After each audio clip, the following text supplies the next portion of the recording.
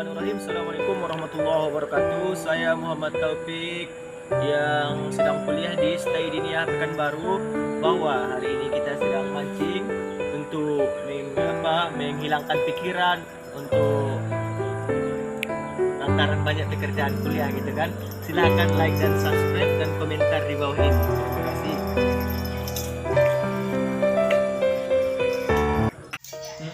Konsep dasar dan karakteristik pembelajaran berbasis masalah atau SPMB. Yang pertama adalah landasan teori pembelajaran berbasis masalah adalah kolaboratorisme, yaitu suatu perspektif yang berpendapat mahasiswa akan menyusun pengetahuan dengan cara membangun penalaran dari semua pengetahuan yang sudah dimilikinya, dan dari semuanya itu akan memperoleh hasil dan kegiatan berinteraksi dengan semua individu.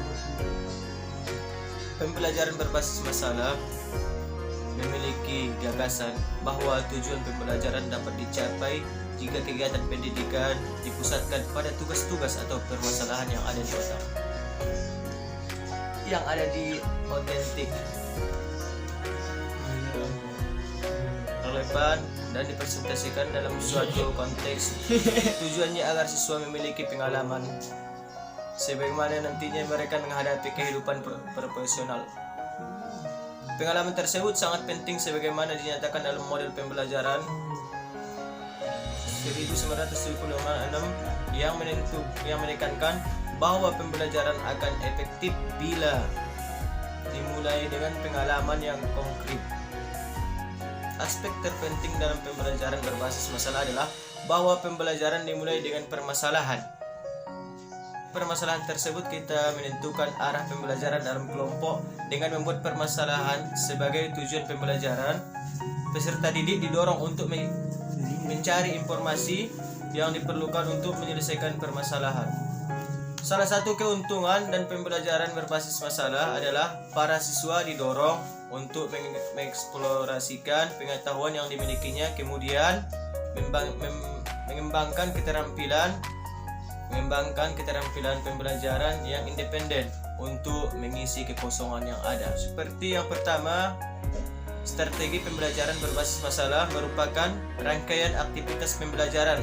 Artinya dalam implementasi SPBM ada sejumlah kegiatan yang harus dilakukan siswa.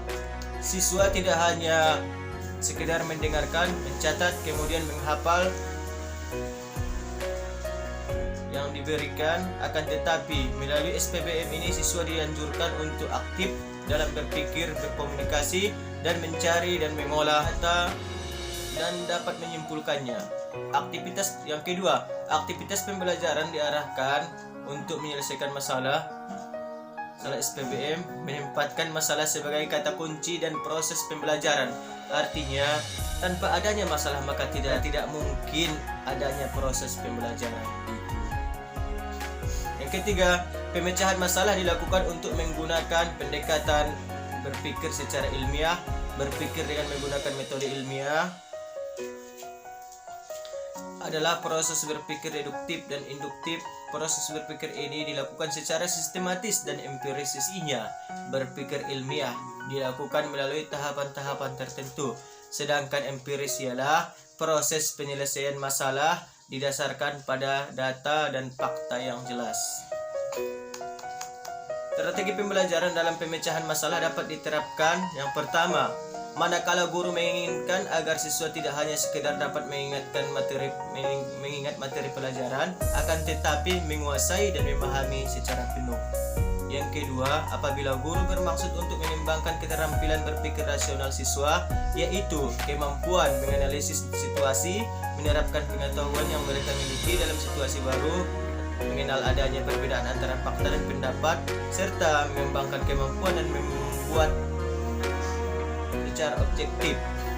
Yang ketiga, manakala guru menginginkan kemampuan siswa untuk memecahkan masalah serta membuat tantangan intelektual siswa. Yang keempat, jika guru ingin mendorong siswa untuk lebih bertanggung jawab dalam belajarnya.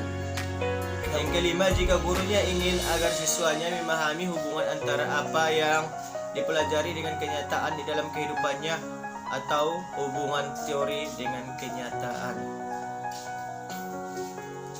Nilai karakter dalam SPBM. Karakter adalah watak, tabiat, akhlak, dan kepribadian seseorang yang terbentuk hasil interaksi sebagai kebijakan yang diyakini dan digunakan sebagai landasan untuk cara pandang berpikir, sikap, dan bertindak kebajikan terdiri sejumlah nilai moral dan norma seperti jujur, berani, bertindak, dan dipercaya, dan hormat kepada orang lain. Berdasarkan penjelasan di atas, berikut ini adalah nilai-nilai karakter yang terkandung di SPBM. Yang pertama, kreatif. Yang kedua, mandiri. Yang ketiga, kerja keras. Yang keempat, rasa ingin tahu. Yang kelima, toleransi. Dan yang keenam, percaya diri. Mungkin tahu nggak perlu dijelaskan. Dan mana tahu ingin dijelaskan, tulis di kolom komentar di bawah ini. Dari uraian di atas dapat disimpulkan bahwa strategi pembelajaran berbasis masalah harus dimulai dengan kesadaran adanya masalah yang harus dipecahkan. Pada tahapan ini, guru membimbing siswa pada kesadaran adanya kesengajaan atau dirasakan oleh manusia atau lingkungan sosial. Kemampuan yang harus dicapai oleh siswa pada tahap ini adalah siswa dapat menentukan atau menangkap kesenjangan yang terjadi dari berbagai fenomena yang ada. Bahan ajar yang dapat meningkatkan penalaran siswa adalah bahan ajar yang menyajikan permasalahan kehidupan sehari-hari maupun permasalahan yang merupakan imajinasi dunia anak. Keberhasilan model pembelajaran berdasarkan masalah sangat tergantung pada ketersediaan sumber belajar bagi siswa, alat-alat untuk menguji jawaban, atau dugaan. Membuat adanya perlengkapan praktikum memerlukan waktu yang cukup, apalagi data harus diperoleh dari lapangan, serta kemampuan guru dan merumuskan masalah. Terima kasih. Mohon maaf jika ada kata-kata yang kurang jelas. Mohon maaf sekali lagi. Mana tahu ada yang ingin bertanya, silahkan di bawah kolom komentar. Kami insya Allah akan menjawab pertanyaan-pertanyaan saudara-saudari sekalian.